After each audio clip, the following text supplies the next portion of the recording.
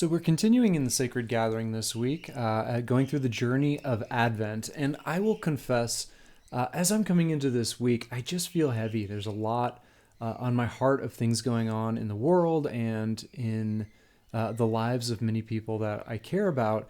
And I was just struck by kind of the experience many of us are living with of suffering, of difficult things going on, with really powerful, hopeful passages that we are celebrating in times like Advent. And so this talk is going to be sort of meditation, sort of asking questions, sort of stringing together a lot of scriptures. But the tension that I'm feeling a lot right now is some of the difficulties that surround us in the world, and yet the hope of who God is and God's goodness. And I think that's frankly the space that Advent is kind of built for in this darkest time of year when we are celebrating God bursting into the darkness in the light of his presence in the incarnation. So let me start out by just doing our first reading, which comes out of Isaiah chapter 35. The wilderness and the dry land shall be glad. The desert shall rejoice and blossom like a crocus. It shall blossom abundantly and rejoice with joy and singing. The glory of Lebanon shall be given to it, the majesty of Carmel and Sharon. They shall see the glory of the Lord, the majesty of our God. Strengthen the weak hands, make firm the feeble knees. Say to those who have an anxious heart, be strong, fear not. Behold, your God will come with vengeance, with the recompense of God. He will come and save you. Then the eyes of the blind shall be opened, the ears of the deaf unstopped, and then the lame man shall leap like a deer, the tongue of the mute sing for joy. For waters break forth in the wilderness, and streams in the desert. The burning sand shall become a pool, the thirsty ground springs of water. In the haunt of jackals where they lie down, the grass shall become reeds and rushes.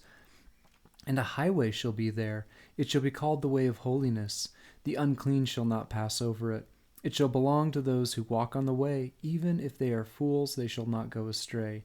No lion shall be there, nor shall any ravenous beast come up upon it. They shall not be found there, but the redeemed shall walk there. The ransomed of the Lord shall return, and come to Zion with singing. Everlasting joy shall be on their heads, and they shall obtain gladness and joy, and sorrow and sighing shall flee away. So this passage is playing with this idea of walking through the wilderness. This would have been a particularly apt image in Isaiah's day, when many of the people who are rediscovering and finally engaging with his prophecies are people who've experienced exile. They are people who have seen many friends and family killed. They have seen their home nation burned to the ground, and many of them walked through literal deserts as newly minted slaves to go to this place that's far away. And so the desert, the wilderness, is something that they have very realistically experienced as a break with everything they knew, with everything that was good in their lives, with this kind of new reality of slavery and of being far away from home. A lot of people have pointed out as well that one of the most reoccurring images, I think in many different types, but especially in Western literature, is this idea of wilderness and desolation being an image for our inner states as well, being lost in these unsafe places where there's not enough water to drink, where nothing can grow and flourish. Is just a very apt image for the often dryness we feel within our own souls when we're in places of pain and dislocation and confusion. Again, exile often is language that is used around all that. And so it's into these, whether it's a metaphorical or a very literal experience of wilderness and brokenness, that passages like this are speaking into. God is speaking into us in the midst of those places, saying, yes, I see the circumstances, and God's not simply going to fix the circumstances, but again and again here we hear phrases like, and they'll see the glory of the Lord. God will be strengthening the weak hands. He'll be comforting anxious hearts. He'll be turning the eyes of the blind to opened again.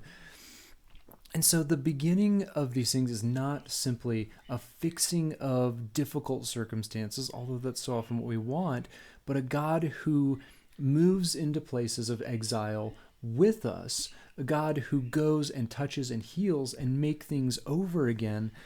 And I think we know this story. And yet I think we need to ask ourselves again, as we are going into Advent, is this description just this beautiful thing that we know is in the Bible but doesn't seem to reflect our real lives? What's our worldview?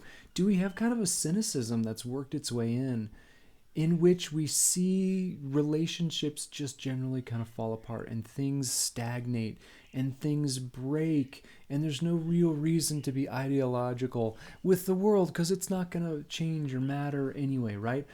Have we been trained to have sort of a cynicism so we protect ourselves as best we can, knowing things just aren't going to work out, things break over time, things degrade, etc.? Or do we hear descriptions like this one, which are all over in the book of Isaiah and many other places in the Bible, and do we truly believe in our heart of hearts that God's desire is to restore and to heal? And that's actually the true story, that there's a God who is bringing goodness and newness even to places of exile, even to places of desolation and wilderness. And the description again in here, again and again, is those places of danger and lostness and desolation are going to be places that will thrive, that God will bring water and lushness and growth and new life into again. And I think the question we just ask ourselves, is that our foundation? Is that the true story? Is we believe there are no dead ends. We believe God can always bring goodness and bring restoration to the world. Is that what we're willing to fight for and who we're willing to follow? Or is it just a nice idea? Is it just something kind of beautiful that we wish was true, but isn't really our experience of the world? I think the New Testament readings invite us in some different ways to think about this. So our New Testament reading, the first one comes out of Matthew chapter 11. Last week we talked about John the Baptist, and now we skip ahead to when he is in prison and in jail. And then this is what happens in Matthew 11. So now when John heard in prison about the deeds of the Christ, he sent word by his disciples, and he said to them, "Are you the one who's to come, or shall we look for another?" And Jesus answered them, "Go and tell John what you see and hear. The blind receive their sight, the lame walk, lepers are cleansed, the deaf hear, and the dead are raised, and the poor have good news preached to them. And blessed is the one who is not offended by me." And so just two things I wanted to point out here is our experiences of frustration and doubt are not something that, we need to be ashamed of or whatever. They're a normal part of the life of faith because the world is often dark and hard. Even John the Baptist, who had one of the most, incredible ministries and understandings of who God is, the way God is working in the world, was baffled by the timing and the way in which God did choose to work in the world. And in this spot, when he's in jail, when he thought he was part of something brand new, some kind of revolution, right? When God is going to come and fix all things once and for all. And then Jesus spends his time with the least. And instead of making all things better, he spends his time healing one at a time. And Jesus here is claiming passages like the one in Isaiah that we just read, right? He's saying, look, again, God's presence is what brings wholeness and goodness. You know this, John. I know that you're a little offended by my timing and the way I'm doing things. It doesn't feel like it's working out the way you're expecting. Are you disappointed in me? But make sure you're seeing what I'm doing. This was always the promise. I am bringing that hoped for new creation into the world. And just like we promised, people who are blind can see now. People who are lost are restored to community. People who have leprosy or who can't walk, etc., are being restored and made new in a way that's supposed to be impossible in the world. Don't miss it because it's not coming in the way you were expecting or because you're disappointed and it's still hard when maybe we were hoping God was going to snap and fix it all, right? He says, John, look, I am bringing that new world, that new creation, that those places of water to those dry places. So don't miss it. And then later on again, even after Jesus' ministry, even after Jesus' disciples think, oh, okay, after the cross, that's when all this is going to happen, right? And his answer seems to be yet again, wait and trust the way it's working in the world. And you take responsibility for my presence in the world. You carry the Holy Spirit with you, right? And then we get these, just this, as always, pithy, simple advice from James about what it looks like for those of us who are still kind of waiting, right? Be patient, therefore, brothers and sisters, until the coming of the Lord. See how the farmer waits for the precious fruit of the earth, being patient about it, until it receives the early and the late rains. You also be patient. Establish your hearts, for the coming of the Lord is at hand. Do not grumble against one another, brothers, so that you may not be judged. Behold, the judge is standing at the door. As an example of suffering and patience, take the prophets who spoke in the name of the Lord. And so the reminder there is, again, yes, some waiting and some patience is required in this life of faith.